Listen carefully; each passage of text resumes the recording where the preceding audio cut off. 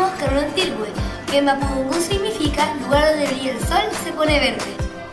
Somos el equipo medioambiental que desde el 2012 hemos intentado impulsar distintas actividades ecológicas para promover la conciencia ecológica en nuestro colegio.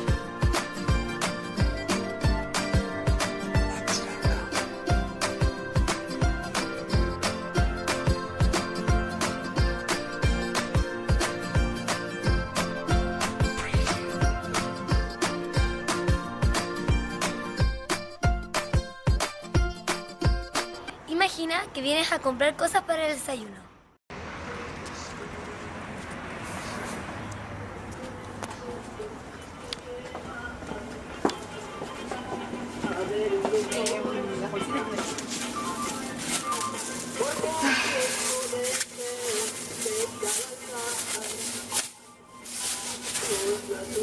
Jamonada, ya. Me da 2 láminas de jamonada y cuatro láminas de queso.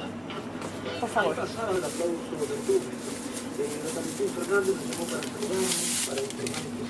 gracias. No, dos, por favor.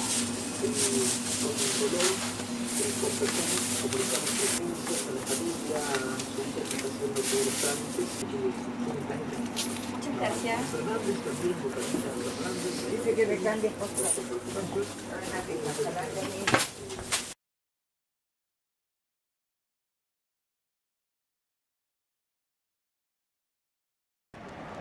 ¿Cuál fue el error? Ella pidió muchas bolsas para llevar el pan, el jamón y el queso. Eso es muy dañino. ¿Por qué? Porque no necesitaba tantas bolsas para llevarlo. Con una o tal vez 2 podía hacerlo bien y la otra sobraba y eso hace mucho daño para el medio ambiente. Por eso se utilizan bolsas de género o simplemente reduciendo el uso de las bolsas plásticas.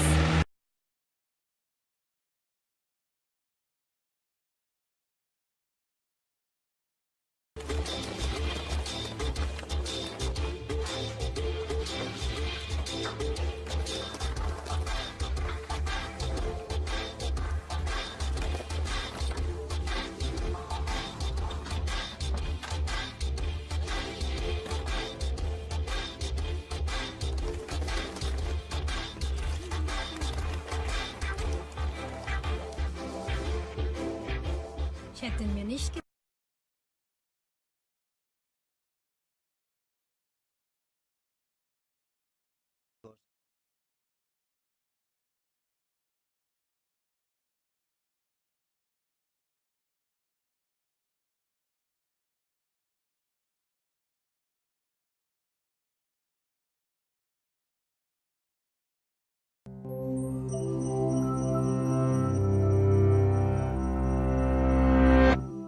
This is the story of 3 plastic bottles, empty and discarded. Their journeys are about to diverge, with outcomes that impact nothing less than the fate of the planet. But they weren't always this way. To understand where these bottles end up, we must first explore their origins. The heroes of our story were conceived in this oil refinery. The plastic in their bodies was formed by chemically bonding oil and gas molecules together to make monomers. In turn, these monomers were bonded into long polymer chains to make plastic, in the form of millions of pellets.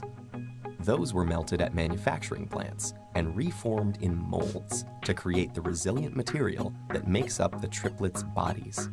Machines filled the bottles with sweet, bubbly liquid, and they were then wrapped, shipped, bought, opened, consumed, and unceremoniously discarded. And now here they lie, poised at the edge of the unknown. Bottle 1, like hundreds of millions of tons of his plastic brethren, ends up in a landfill.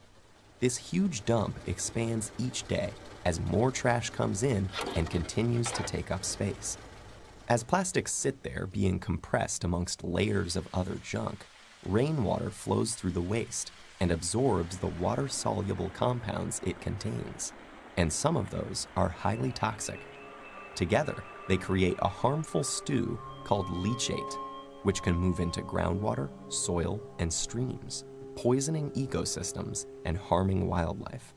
It can take bottle 1 an agonizing 1,000 years to decompose. Bottle 2's journey is stranger, but unfortunately no happier. He floats on a trickle that reaches a stream that flows into a river, and a river that reaches the ocean. After months lost at sea, he's slowly drawn into a massive vortex where trash accumulates, a place known as the Great Pacific Garbage Patch. Here, the ocean's currents have trapped millions of pieces of plastic debris. This is one of 5 plastic-filled gyres in the world's seas, places where the pollutants turn the water into a cloudy plastic soup. Some animals, like seabirds, get entangled in the mess.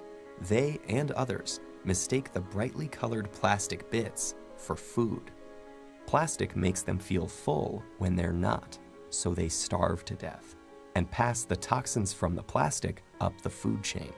For example, it's eaten by lanternfish. The lanternfish are eaten by squid. The squid are eaten by tuna, and the tuna are eaten by us. And most plastics don't biodegrade, which means they're destined to break down into smaller and smaller pieces called microplastics, which might rotate in the sea eternally. But Bottle 3 is spared the cruel purgatories of his brothers. A truck brings him to a plant where he and his companions are squeezed flat and compressed into a block. Okay, this sounds pretty bad too, but hang in there. It gets better. The blocks are shredded into tiny pieces, which are washed and melted so they become the raw materials that can be used again. As if by magic, Bottle 3 is now ready to be reborn as something completely new. For this bit of plastic with such humble origins, suddenly, the sky is the limit.